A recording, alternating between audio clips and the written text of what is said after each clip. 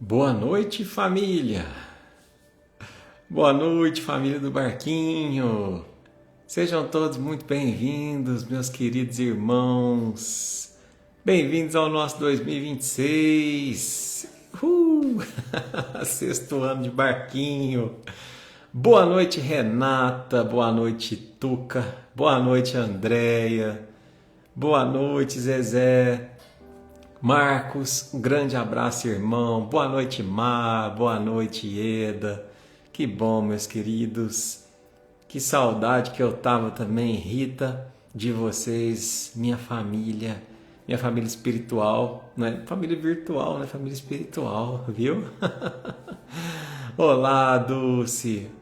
Boa noite, Ricardinho. Um abraço, irmão. Soraya, Vivi. Que alegria, meus queridos. Rosa, beijo, beijo, Jaque. Beijo, Leila. Boa noite, Paulo. Tudo bem, irmão? Coisa boa. Tô com a cara descansada, Renata. Graças a Deus. Seu Vicente de Araxá, um abraço pro senhor, para toda a família. Boa noite, Zilma, Jajá Cunha. Boa noite, Lu. Que bom. Tô muito feliz. Muito renovado, abastecido, graças a Deus, pronto para a gente viver um ano maravilhoso. Eu tenho certeza que esse 2026 vai ser um ano belíssimo em termos de encontro com Jesus, em termos de encontro com a gente mesmo. É um ano que a gente pode viver, né, a escolha, graças a Deus, de poder se dedicar de corpo e alma para a construção das nossas lives, para a construção do nosso eu. Então, assim, eu estou muito feliz hoje, meus irmãos. Vocês não imaginam o quanto. E eu estou muito feliz da gente estar aqui juntos, né? De vocês terem voltado, de vocês terem esperado. Quantas e quantas e quantas mensagens que a gente recebeu, né? E o Barquinho vai voltar, Eduardo, vem, estamos com falta, sentimos falta, Gibele.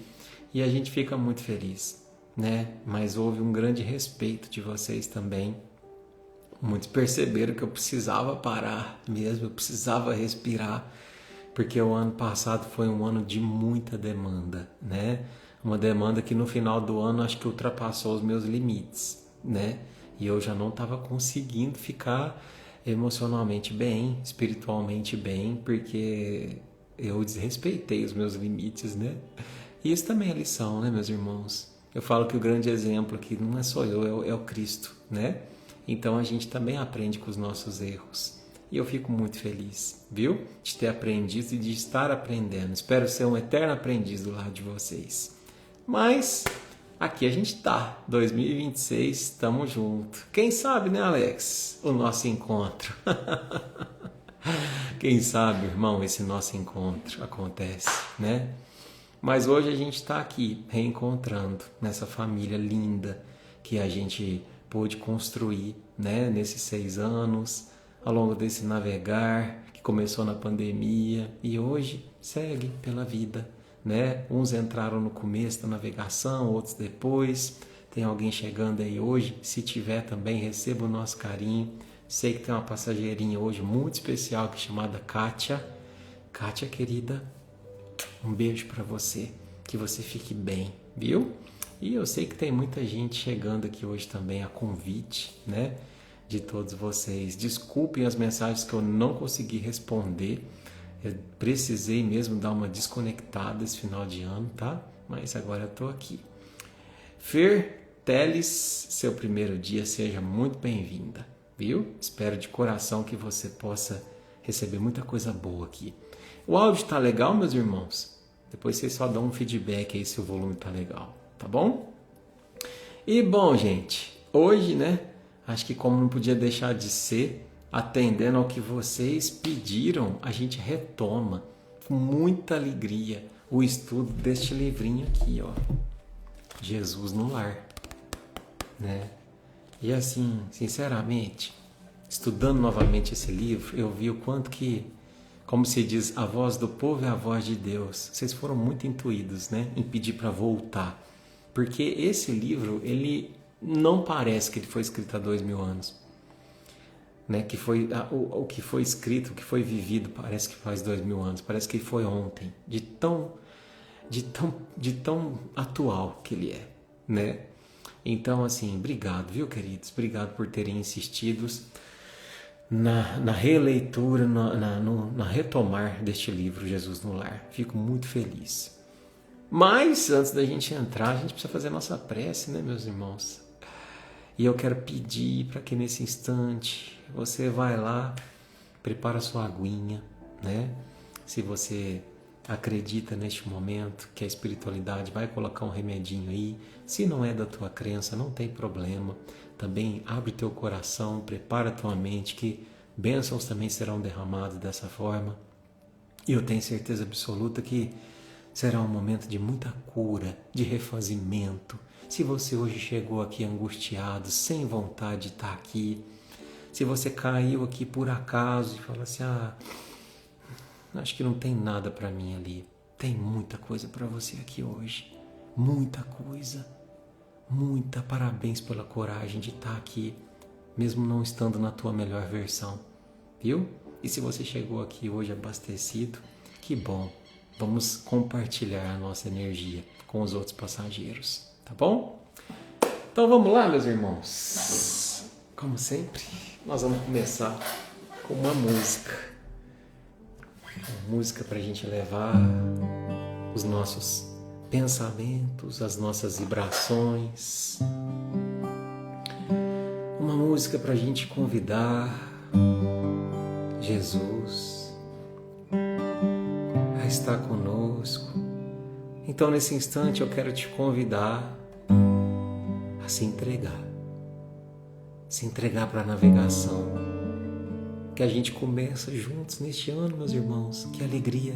É mais uma oportunidade de reencontro conosco, de encontro com Jesus. Então, nesse instante, eu te convido a fechar os olhos, abrir teu coração. E agora a gente vai se imaginar num cais, numa praia linda. E de repente, a gente está tudo num cais, sabe? Uma passarela assim de madeira. E de repente um barco começa a aparecer no horizonte.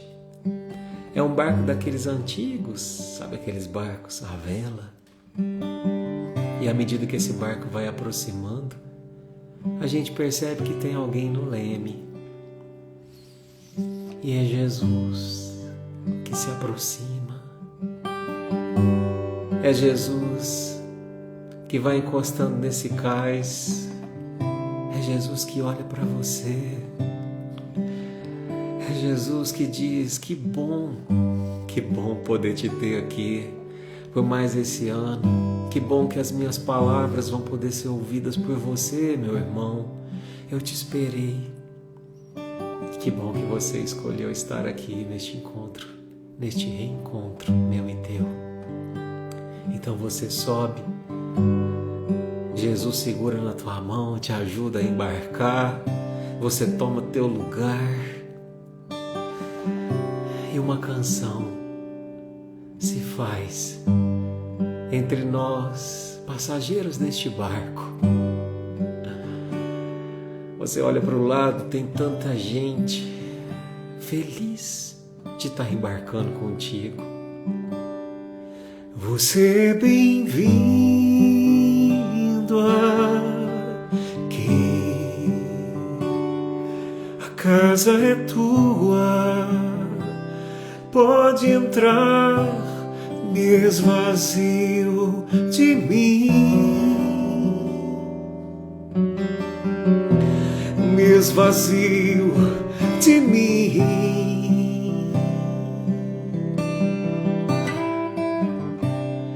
Sopra teu vento aqui e toma teu trono. Vem reinar, nós queremos te ouvir. Nós queremos te ouvir. E num coro a gente diz a Jesus: esta casa é sua casa, nós deixamos ela pra você. Jesus, esta casa é tua casa, nós deixamos ela pra você. Jesus, apareça, que o teu nome cresça, enche este lugar, enche este lugar, e apareça, que o teu nome cresça, vem me incendiar, vem me incendiar. Então Jesus te diz: você é bem-vindo aqui, bem-vindo a bordo, que a gente tenha uma boa viagem. Que assim seja.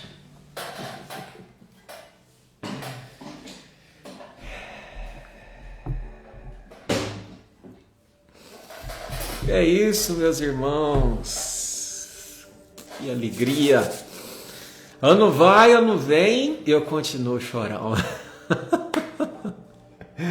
Eu te convido a se emocionar com a gente neste ano lindo que a gente tem pela frente. Viu? Aqui a gente vai validar todos os nossos sentimentos, sem medo, sem vergonha, sem receio de ser julgado, nesse mundo onde está cada vez mais raro sentir, né?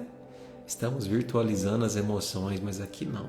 Aqui a gente resgata a nossa verdade, seja ela bela ou seja ela não tão bela, em construção. Vamos construir junto, tá bom? Queridos, bora navegar? Bora navegar, que hoje eu estou muito ansioso pelo estudo. Vou pedir licença para a gente poder desligar aqui os comentários, para a gente poder concentrar. Depois a gente volta, prometo para vocês. Mas bora lá. Quem tem o livrinho aí, pega lá o livro Jesus no Lar, se você quiser acompanhar. Se você não quiser, às vezes eu não sigo a risca, né? Não fico lendo, porque senão fica cansativo o estudo. Também é só ouvir. Mas é principal agora que você se dedique a esse instante teu e do Cristo, viu? Esteja num lugar silencioso, esteja num lugar privado, para você poder se emocionar sem receio do que as outras pessoas estão pensando, para você poder se conectar. Esteja por inteiro. A partir de agora, começa a alçar velas o nosso 2026 com Jesus. Bom, então vamos lá. Nosso encontro de hoje vai navegar pelas águas da lição número 32. Foi aqui que a gente parou, na fé vitoriosa, né? E antes da gente adentrar por essa lição, eu quero só contar brevemente, né, sobre este livro. Eu sei que muita gente aqui sabe, muita gente às vezes pode ter esquecido, né? Mas esse livro aqui, ele é um livro muito incrível, muito especial, porque ele contém as lições de Jesus que não estão na Bíblia, né? Não estão nas Escrituras. Por quê, Eduardo? Porque também não dava para anotar cada respiração de Jesus. Porque tem muita coisa que ficou na entrelinha. Porque tem muita coisa que ficou nos bastidores. E é justamente isso que esse livro traz. É por isso que ele é tão incrível. Porque a espiritualidade, né, pelo espírito Neio Lúcio, psicografia do Chico, nos traz preciosidades vividas pelos apóstolos, que eu vejo como cada um de nós, sabe? Eu e você, a gente tem muito a ver com os apóstolos. Não foi à toa que Jesus escolheu Pedro impulsivo, André reflexivo, João afetuoso, Tiago racional. Não foi por acaso. Ele sabia que cada um deles representaria as pessoas. Nós. Então esse livro é incrível. Obrigado a você que insistiu para que a gente retornasse no estudo dele. Bora lá? Coração sintonizado. Deixa eu até beber minha água aqui. para a gente poder molhar a palavra. E vamos lá. Bom, a fé vitoriosa.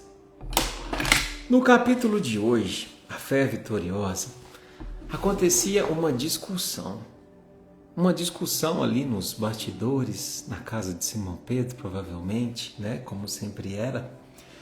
E um discípulo em especial estava muito enfurecido, estava muito raivoso. E engraçado que esse discípulo, ele era um discípulo que tinha a característica de ser equilibrado. E a gente está falando de André.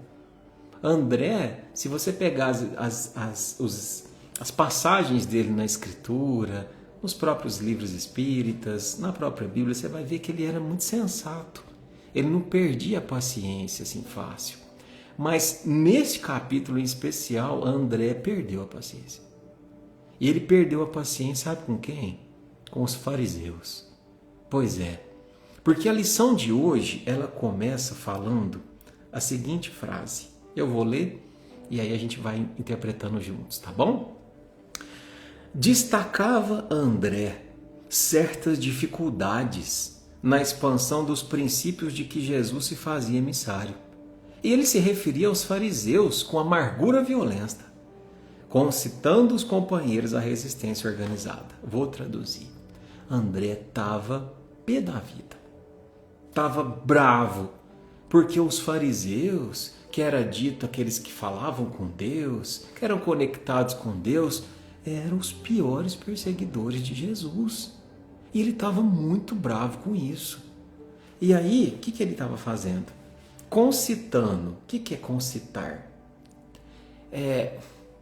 Fomentando, incentivando, organizando os companheiros para uma resistência organizada. Ou seja, ele queria fazer uma resistência pelo uso da força.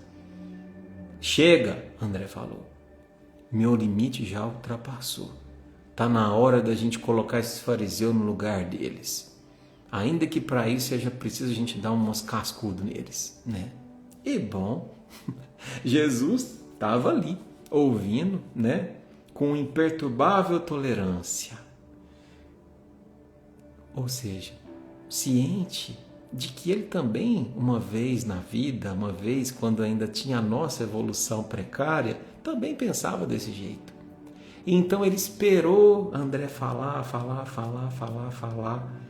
e de repente trouxe, a hora que ele silenciou, a sua palavra, dizendo: Ô André, presta atenção no que eu vou te dizer.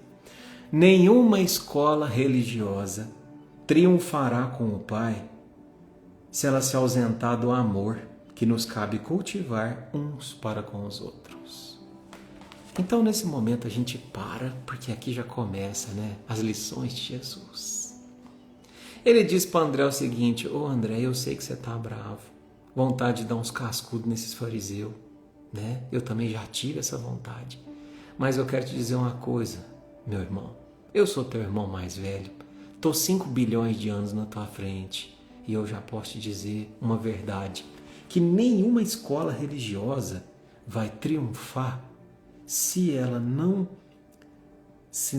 souber caminhar de mãos dadas com o amor, com o ideal de ajuda uns dos outros.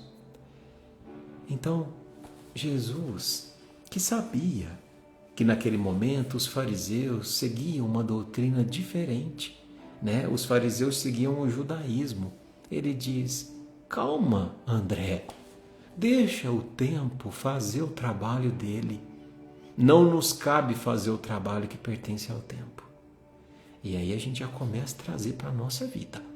Porque se você é novo no barquinho, quero te dizer o seguinte: a gente traz os relatos de Jesus, mas sempre pensando na nossa vida. E aí a gente já começa a pensar naquele meu familiar, que sempre tem aquele posicionamento ignorante, né? Ignorante que eu estou dizendo não é no sentido pejorativo, ofendendo, mas ignorante, você fala assim: eu não acredito que essa pessoa está defendendo isso.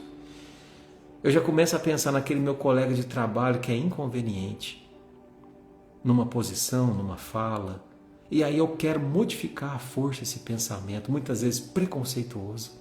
Quantas vezes a gente ouve uns comentários de preconceito, de homofobia, de racismo, e a gente quer corrigir à força. E não. Jesus fala, calma, é através do amor que a gente modifica, não é através da violência. Nenhuma doutrina que seguir o caminho da violência, da resistência pela força, irá triunfar. E é engraçado, sabe, meus irmãos, que aí hoje, né, naquela época, o judaísmo era a religião, vamos dizer assim, bambambam da época, né? E aí, por curiosidade, e o cristianismo estava nascendo com Jesus, né? Jesus foi a semente do cristianismo. E aí, por curiosidade, eu fui pesquisar. Hoje no mundo, quantas pessoas tem que seguem o judaísmo, né? E quantas que tem que seguem o cristianismo. E aí, pasmem, hoje a gente tem 2,6 bilhões de cristãos no mundo. 32% da população mundial é cristão. E sabe quantos por cento da população segue o judaísmo? 0,2%. Isso representa 15 milhões de pessoas num mundo com mais de 7 bilhões. Ou seja, é um percentual muito pequeno. Então Jesus tinha razão, ele tinha razão. Não estou dizendo que os judeus são inferiores, viu, meus irmãos? Pelo amor de Deus. Só estou dizendo o seguinte, se a religião não for pautada, se o religioso não for pautado no amor, ela tende a falir. E a gente vai estudar, inclusive, que a religião é uma coisa secundária, que um dia ela se tornará totalmente dispensável. Mas aguenta aí que nós vamos chegar nisso, tá bom? E aí, Jesus fala, então, você precisa entender, André, que é o amor que vai fazer com que eles triunfem. Mas como assim, Jesus? É tão difícil a gente tolerar uma visão preconceituosa, é tão difícil a gente tolerar uma visão descabida. Como é que a gente faz para viver isso? Como é que a gente vai para entender isso? Você escolhe o prisma que você quer olhar. Porque quando a gente quer se convencer de que uma religião, de que um partido político, de que qualquer outro tipo de escola fanática é ruim, a gente se convence. A gente pega um fragmento daquilo. Quantas pessoas já não ouviram falar o seguinte? Os evangélicos, aqueles pastores que ficam colocando dinheiro no bolso, é uma cambada de sem vergonha. Pois é. Existem pastores assim? Existem. Só que é um pequeno fragmento da igreja evangélica, por exemplo, dos protestantes. É um pequeno fragmento. E não está ligado à religião, está ligado ao religioso. Quantas pessoas falam assim, os padres, você não vê esses escândalos de pedofilia? Você não vê esses escândalos da riqueza, da ostentação da igreja? Existe? Existe, mas é um pequeno fragmento do catolicismo. A grande maioria está trabalhando no bem. A grande maioria está buscando se melhorar. Você ouve falar, por exemplo, os espíritas, tem espírita charlatão? Tem espírita que inventa comunicação? Tem. Tem escândalo sexual que teve, não sei de onde, teve, mas é um fragmento. A grande maioria dos trabalhos espíritas estão buscando o consolo, a reforma íntima. E a gente precisa largar de ser ignorante no sentido de julgar uma religião e todas as pessoas que a seguem por um fragmento de um religioso que falha. Percebe? Percebe? É isso que Jesus convida. Se você quer aprender a respeitar uma religião, não olhe só para o fragmento que ela é condenável. Olhe para o todo. Meus irmãos, vamos ser sinceros, o trabalho que os nossos irmãos protestantes têm nas cadeias, com os irmãos em situação de rua, é de tirar o chapéu. O trabalho que o catolicismo tem de unir as pessoas para orar 4 horas da manhã, para se reunir. É belíssimo isso. E o trabalho que o Espiritismo tem de caridade, de reforma íntima, é de se admirar. Então vamos parar de nos atacar. pelas pequenezes que estão ligadas ao homem e não à religião. E vamos começar a olhar para o todo com respeito, com tolerância, né? Da forma como Jesus convida a olhar. Ah, Eduardo, mas isso aí é pano para manga, isso aí é para inglês ver, é tudo interesse. Se é interesse, se não é, se é mentira ou se não é, se é um teatro ou se não é, o tempo vai dizer.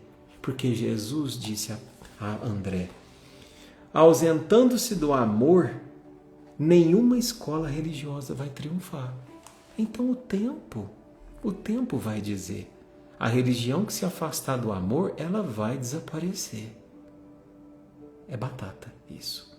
É Jesus que disse, né? Então vamos continuar aqui. E aí Jesus fala assim, fica aquele silêncio, né? Todo mundo percebe ali o tum de Jesus. Eu imagino que na época assim, todo mundo fala, senta que lá vem história. E aí Jesus começa a contar uma história, que diz o seguinte. Na época da fé selvagem, então ele está falando ali dos primórdios da humanidade. Havia 3 homens primitivos que caminhavam ali com a sua família por uma vasta floresta. E depois de algum tempo eles se encontraram e tiveram ali um convívio fraternal. Eles começaram a se entender, esses homens primitivos com a sua família, até o dia em que começaram a discutir sobre religião, sobre quem era o Criador. E aí começou os B.O., né? Um deles acreditava que o Todo-Poderoso viesse do trovão. O outro acreditava que o Pai tinha vindo do vento. E o outro acreditou que ele morasse no sol. Todos se sentiam filhos dele. Até aí estava belezinha. Qual que é o problema? Não tem problema. Se ele tivesse parado a discussão aí e falasse assim, você acredita que ele vem da onde? Do sol. E você? Eu acredito que ele vem do vento. E você? Do trovão. Tá tudo bem. A gente acredita diferente, mas o importante é a gente se sentir filho dele. Não é? Se tivesse parado aí a discussão, tava beleza, meus irmãos. Tava beleza. E ao quanto isso é atual. Faz 2000 anos que isso aqui aconteceu. Se a gente parasse e falasse assim, Evangelho, o que você acredita? Não, eu acredito que quando a gente morre, a gente fica lá esperando por Jesus. A Jesus voltar. Entendi. Não, eu penso diferente. O que você pensa, católico? Não, eu penso que a gente vai para o purgatório. E aí lá é condenado. Ou vai para o inferno ou vai para o céu. E você, espírita? Não, eu penso que a gente tem outras chances. A gente reencarna, né? A gente pensa diferente, não é? Pensa diferente. Pois é. Mas o importante é que a minha religião está me transformando em alguém melhor. E a sua? A sua também tá? Tá, rapaz. Depois que eu comecei na igreja, você sabe que eu comecei a repensar a forma que eu trato a minha esposa, como eu olho para meus filhos.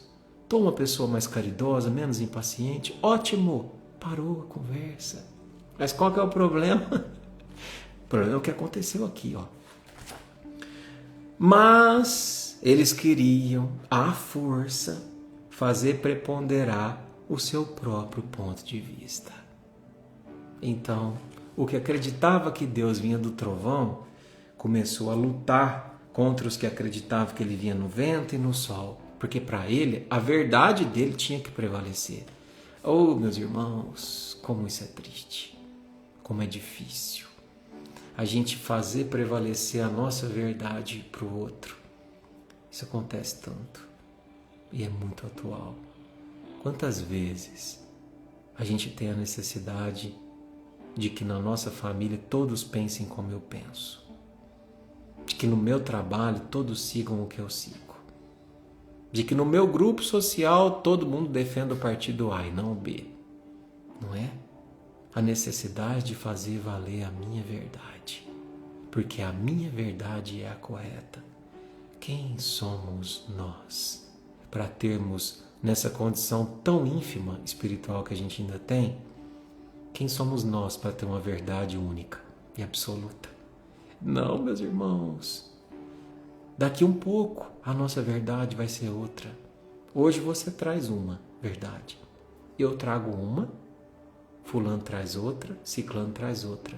Daqui 20 anos, nossas verdades vão ser diferentes. Daqui 100, mais diferentes ainda. Daqui uma outra encarnação, mais ainda. Porque a verdade, quem carrega é só Deus. Ou os espíritos muito sublimes. A nossa ainda está em obras. A gente nem sabe ainda de verdade sobre nós mesmos. O que saber sobre a verdade do universo, sobre a verdade das pessoas? Como julgar o que está fora de mim, se eu ainda estou aprendendo a saber quem sou eu? Que verdade é essa que eu trago? Percebe? E o tempo e a energia que a gente gasta tentando convencer o outro de que a minha verdade é a real, sendo que eu também não tenho absoluta certeza de que ela é. Ela também vai mudar.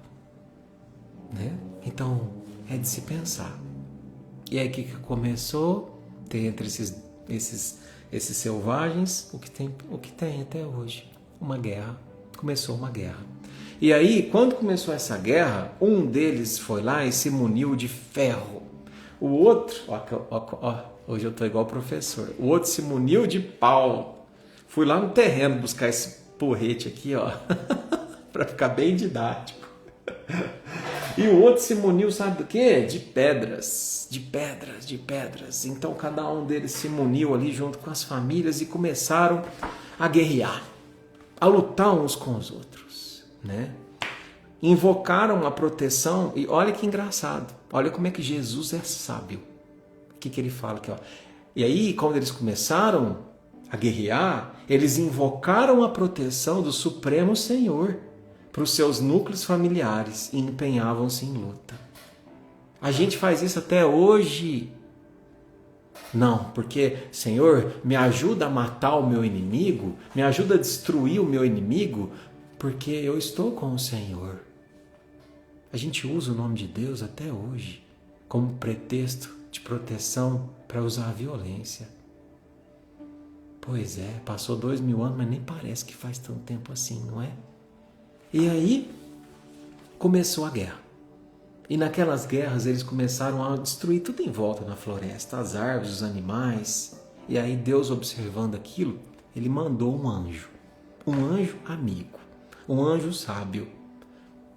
Porque se o anjo não fosse sábio, se ele fosse turrão, a primeira coisa que ele ia falar, dá esse pau aí, me dá esse pau, joga fora esse pau, me dá essa pedra aí, dá essa pedra, joga fora essa pedra. Não vai mais usar isso aqui não. Tá pensando o quê? Chega com essa briga. Mas ele não faz isso. Ele não faz isso. Ele chega lá e fala assim, deixa eu falar uma coisa para vocês. Esse pau, essa pedra, esse ferro que vocês têm na mão, esse minério, tudo isso é um material precioso. Pode continuar com eles na mão. Pode continuar. Mas, assim, eu só sugiro que vocês deem uma nova finalidade para eles agora. E eu quero te dizer uma coisa. Vocês, com relação ao que vocês pensam sobre Deus, vou dizer uma coisa para vocês. Vocês estão certos. Como assim? Então quer dizer que Deus está no sol? Tá. Deus reside no sol. O sol que sustenta as criaturas. Deus está no vento que auxilia a natureza. Deus está no trovão que renova a atmosfera. E aí o que ele diz? Ele esclarece para todos que o Criador só pode ser honrado não pela violência. Aí que eles erraram. Ele só pode ser honrado por meio do trabalho digno e proveitoso, onde você utiliza daquilo que você tem na mão, do seu dom, da sua religião, da sua crença, da sua fé, da sua política, pode ser. A partir do momento que você utiliza isso a favor do próximo, quando você transforma duros fragmentos de minério em utensílios para tratar a terra. Ou seja, aquele que tinha o minério na mão, ele fala assim, você sabia que isso aí que você ia usar para bater pode ser utilizado para você construir uma enxada, uma foice, para você arar a terra e produzir a semente? Aquele que estava com a lenha, ele falou assim, você sabia que essa lenha aqui você pode utilizar para construir uma cadeira, para construir uma mesa, utensílios que ele diz aqui, ó, valiosas para o bem-estar. E o terceiro fala assim, você está vendo essa pedra? Você pode utilizar ela para a construção de casas, de abrigos confortáveis, para o progresso e o aperfeiçoamento geral. Opa! Então aqui a gente tem uma característica dos grandes espíritos. Eu nunca vou pensar em segregação. Nunca. Se eu sou um grande espírito, eu não vou pensar em expulsar alguém. Eu não vou pensar em matar alguém. Eu não vou pensar em eliminar alguém. Não. Por quê, Eduardo? Porque não existe anjo e demônio. Existe, como a Terra fosse um grande hospital, existe médico e paciente. A gente precisa escolher o lado que a gente quer estar. Só que o que seria do médico se não houvesse o paciente? E o que seria do paciente se não houvesse o médico? Então a gente não simplesmente pega um paciente e joga na rua. Ele é necessário para que o médico aperfeiçoe a sua medicina. Então as pessoas que nos testam, aquele colega de trabalho que é um pé naquele lugar, uma pedra no sapato, aquele familiar que até arrepia quando ele começa a digitar alguma mensagem no WhatsApp, aquele é meu professor. É através dele que eu vou progredir. É através ainda da ignorância dele que eu vou aprender a tolerância. Ou você acha que Jesus nos olha como? Imagina como é para Jesus nos olhar. As besteiras que a gente faz. É igual você olhar para um bebezinho que coloca a mão no fogo. Ou que morde um pedaço de madeira, de pedra. Que tolice! Mas ele ainda não sabe. Ele olha com amor, com instrução. E esse é o convite, sabe? Os contendores compreenderam então a grandeza da fé vitoriosa pela ação edificante e a discórdia terminou para sempre. Então, a fé que vence é aquela que age. Percebe? Não se preocupe em ter que defender a sua conduta religiosa, em ter que defender a sua fé. Não gaste tempo com isso. Não gaste tempo em discussão religiosa. Trabalha. Eduardo, mas você sabe que às vezes eu fico pensando, eu sou espírita. Quando um evangélico morrer, aí ele vai ver que eu tinha razão. Porque ele vai chegar no plano espiritual e vai ver só tem centro espírita. Aí que você se engana. Como assim? Eu me engano? Quer dizer então que a gente chega no plano espiritual não é só centro espírita? Não, meus irmãos. No plano espiritual, olha a beleza da criação. O que eu vou trazer para vocês aqui está no livro Libertação, tá? De André Luiz. Quem gosta de estudar, está no capítulo 6 a 9, tá bom? Bom, esse livro nos ensina que quando a gente desencarna, primeiro ponto que eu quero dizer para vocês, as religiões se tornam secundárias, né? Mas,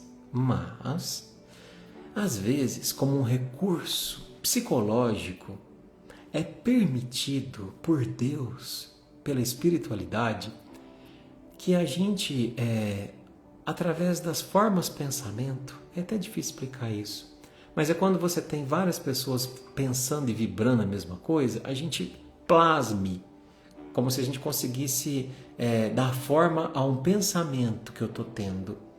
A gente consegue plasmar lugares, locais, que eu acredito que fazem a diferença para mim.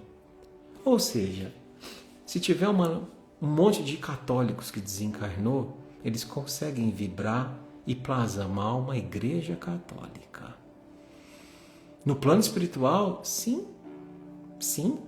Com crucifixo, com hóstia, com tudo, sim. Meu Deus, Eduardo, mas isso é real? Está na obra de André Luiz, dentre outras coisas. Também está na Gênese, salvo engano não, no Céu e Inferno. mas tem muita coisa, muita bibliografia a respeito disso. O espírita consegue plasmar o centro espírita. O evangélico consegue plasmar o templo protestante. E o umbandista, o terreiro que ele acredita. Aquilo é importante para ele. Então, psicologicamente, pedagogicamente, se permite que se faça. Mas, sempre tem um mas, que eu quero dizer para vocês. Ali, a gente não tem necessidade de uma religião como instituição. No plano espiritual, não tem religiões institucionalizadas. Como assim? Então, de lá não é todo mundo espírita? Não. As religiões se tornam secundárias num segundo momento. Porque talvez no primeiro momento ainda precise dessa adaptação, às vezes é muito apegada à crença. E não é uma pessoa ruim por isso. Percebam, estou falando de plano espiritual, de lugar bom, que vão espíritos lúcidos. Mas depois de um tempo, se percebe que o templo religioso já é secundário. Porque ali as pessoas se organizam não por religião, mas por afinidade moral e por vibração.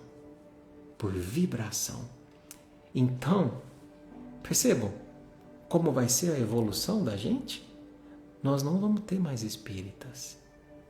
Você que defende a unhas e dentes o espiritismo, você que defende a unhas e dentes o protestantismo, o catolicismo, meus irmãos, eles estão com os dias contados para acabar. E é bom que seja assim, porque as bandeiras não são necessárias para Deus. Para Deus o que conta é o sentimento. No mundo espiritual, ninguém vai perguntar qual era a sua religião. Mas vão te perguntar quem você se tornou como consciência espiritual. Isso vão te perguntar. Aliás, não vai precisar nem perguntar. Teus pensamentos, a tua vibração vai responder por você. E essa é a grande lição do Cristo. Ama, tolera, compreende. Mas eu tenho que defender a bandeira da minha religião a todo custo. Eu tenho que... Esse ano é ano de eleição, Eduardo. Se o candidato X ganhar, esse Brasil está perdido. Se o candidato B perder, esse Brasil está perdido. Meus irmãos, quero te dizer uma coisa. Cuidado com o fanatismo. E agora eu vou trazer uma pincelada psicológica para vocês, né? Agora eu posso dizer que eu sou psicólogo, né? Grande coisa. Ainda não sei nada. Mas, enfim, nas raízes psicológicas, elas nos ensinam uma coisa muito importante. Ouça muito bem o que eu vou dizer para você, porque esse ano é ano de eleição. Presta atenção. Se você tem a necessidade de carregar essa bandeira ideológica, política, religiosa, quase como se fosse um fanatismo que se sente ameaçado quando alguém pensa diferente, toma muito cuidado. Toma muito cuidado. Porque você está, na verdade, tendo a sua identidade definida pelo teu partido, pela tua religião. Psicologicamente, o que acontece? Muitas das vezes, a gente defende a unhas e dentes as nossas ideologias porque a gente não tem identidade própria. Por isso que tem tanta gente que mata e morre por time de futebol, por política, por religião. Porque atacar a minha religião significa atacar a mim. A minha identidade é a minha religião. Isso é uma grande mentira. É uma grande besteira, meus irmãos. Despertem para isso. Nós não somos os nossos partidos. Nós não somos as nossas religiões. Nós somos seres individuais. Desperte para a tua própria identidade. Mas como é que eu faço isso, Eduardo? Como é que eu descubro quem eu sou? Uai, se você não está conseguindo sozinho, procura um psicólogo, por exemplo. Procura alguém que te faça pensar para além desse bombardeio que a mídia nos traz de te convencer a isso e aquilo. Não sei. Eu procurei um psicólogo para me conhecer, né? Mas cada um tem as suas ferramentas. Mas quando a gente se conhece, a gente se torna dono de si mesmo. Quando a gente não se conhece, o outro se torna o nosso dono. E o que a gente tem visto por esse nosso mundo, por esse nosso país, são pessoas que hoje são propriedades de partidos políticos, são propriedades religiosas. Isso não é o que Deus quer de nós. Ele quer que a gente cresça tendo como cerne o amor, a tolerância, o respeito e não o fanatismo, não a perseguição, não a violência ideológica. Entende? Isso é precioso, isso é de uma riqueza, meus irmãos. Eu estou tão feliz porque tem uma pessoa muito especial para mim, que eu não vou citar quem é, mas essa pessoa está assistindo a live, que tem quase 80 anos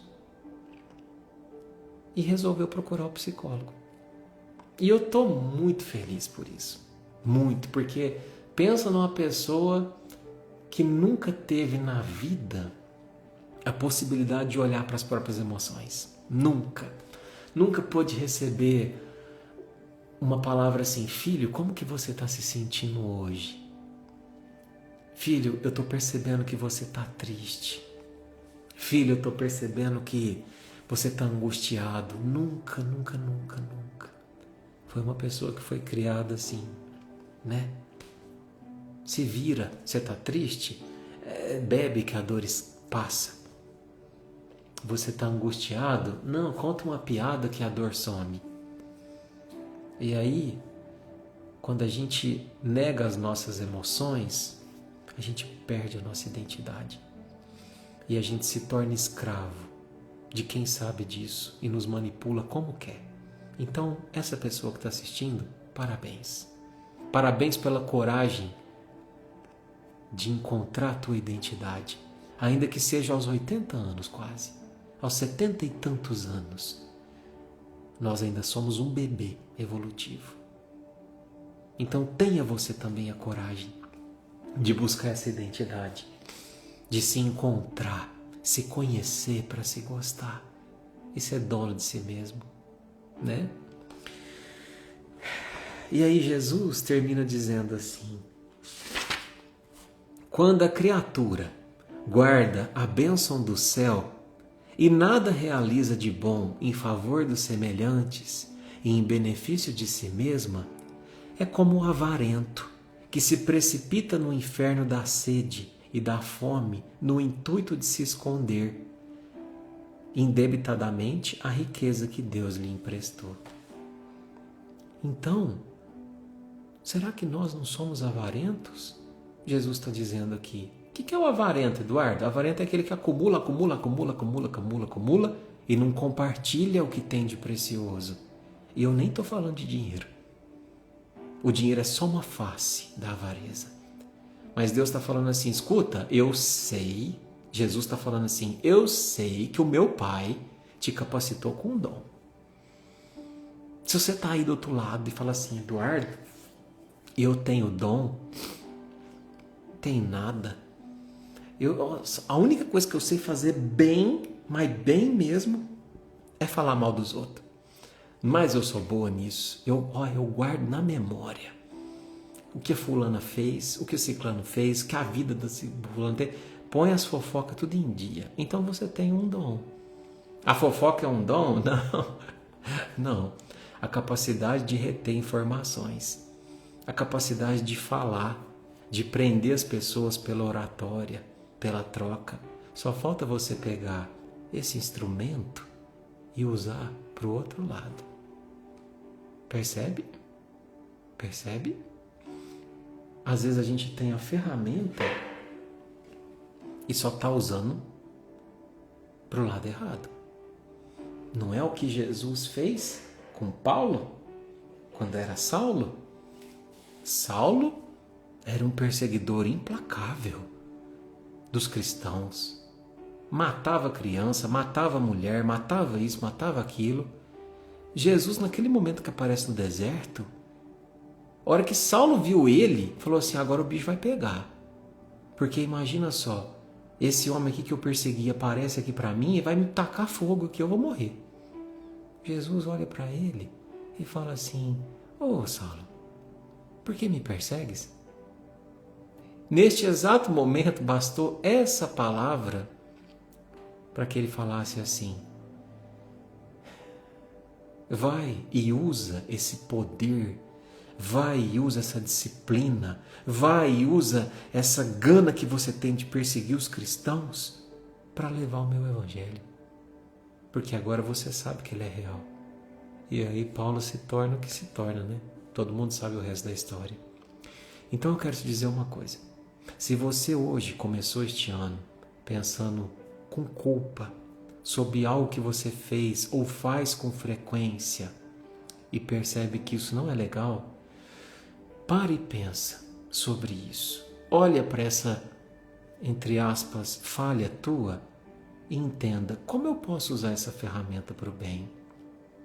Qualquer que seja ela sempre tem uma boa utilidade, meus irmãos. Vocês lembram como Jesus encontra Maria de Magdala? Ah, Eduardo, mas para os olhos da sociedade, Maria de Magdala era uma sem vergonha. Parece que eu estou vendo as pessoas falarem. Hoje em dia, falar assim, é uma piriguete.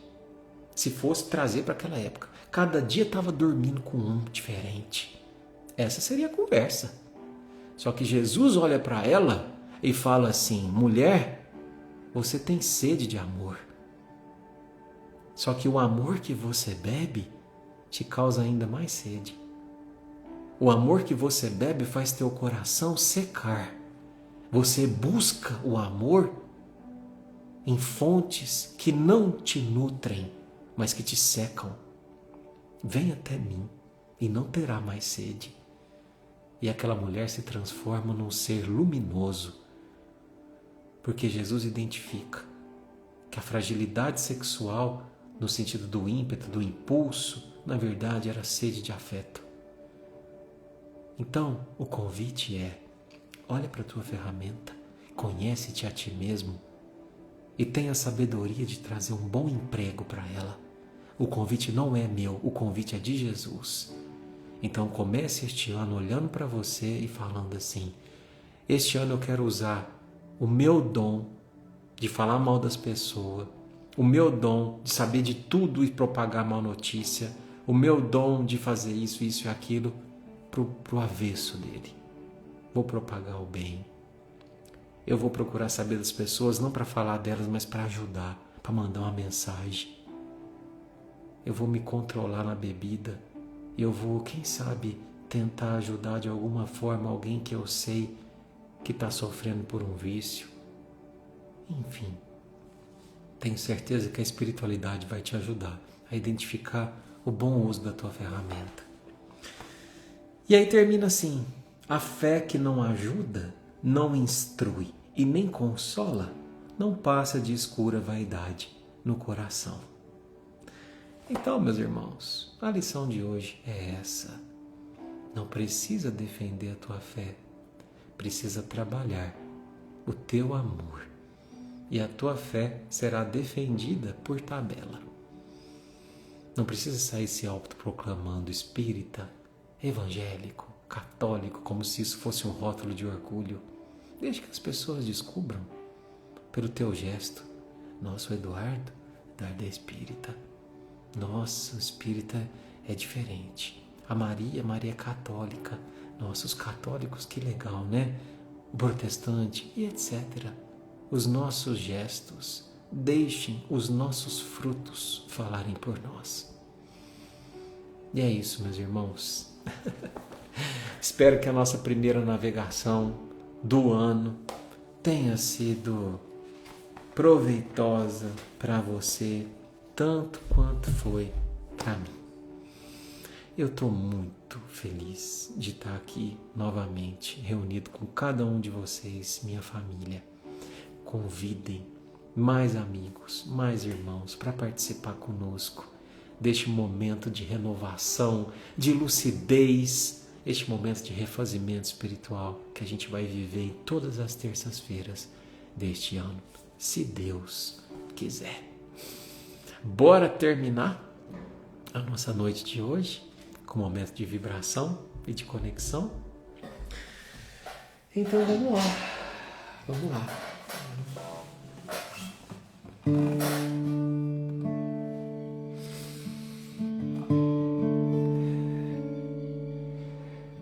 Mestre Jesus, obrigado, Senhor, pela tua lição de hoje, que nos faz mais lúcidos, que faz com que a gente se desapegue desses rótulos que a gente criou no mundo, religiões, política, coisas secundárias. Tão pequena, tão simples é a tua mensagem. Fazer ao outro o que gostaria que fosse feito a mim. Ama o outro tal qual você se ama e basta. Que a gente possa ter, Senhor, a sabedoria de entender a tua simplicidade, a profundidade dela. Obrigado, mestre amigo. Abençoa cada coração que aqui se está. Que essa canção chegue como um bálsamo de luz no coração daqueles que te buscam e que de ti necessitam.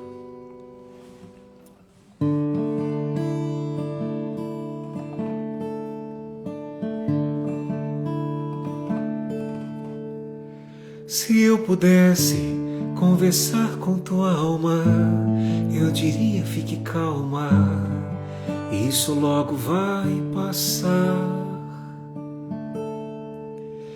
Eu daria um conselho: chore mesmo, e enquanto chora, aproveita para orar.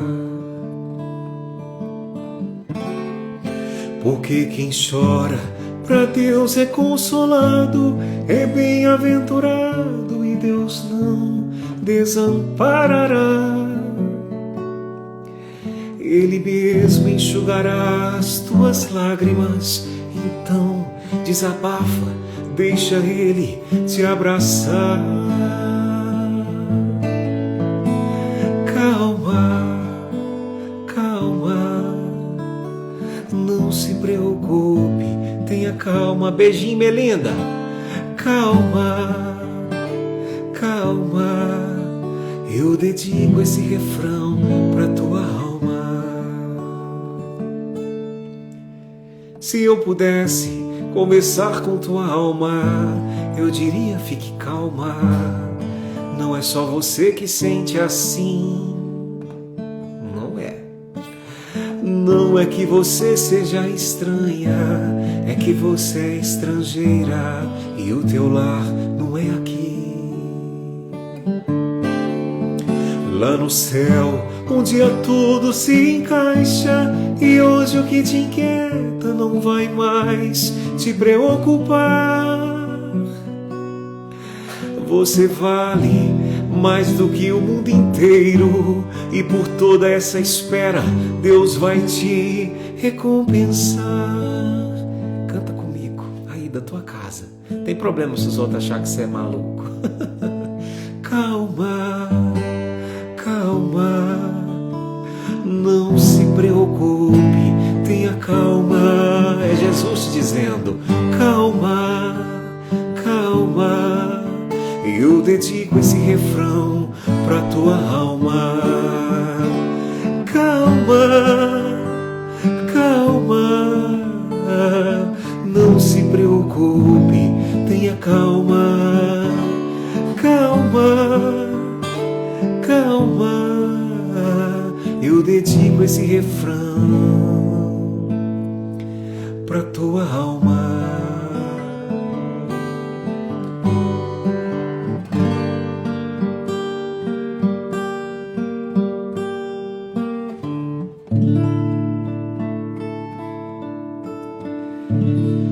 É isso aí, meus irmãos. Semana abençoada para todos vocês. Muita luz, muita paz. Prometo que semana que vem eu começo, viu? Irmãos do Pedala Amigos. Como se fosse por um dia. Um beijo, Ranieri, seu Mauro. Fiquem com Deus. Obrigado, família do Barquinho. Vamos junto nesse 2026. Ninguém solta a mão de ninguém, hein? Um beijo. Até semana que vem. Tchau, tchau.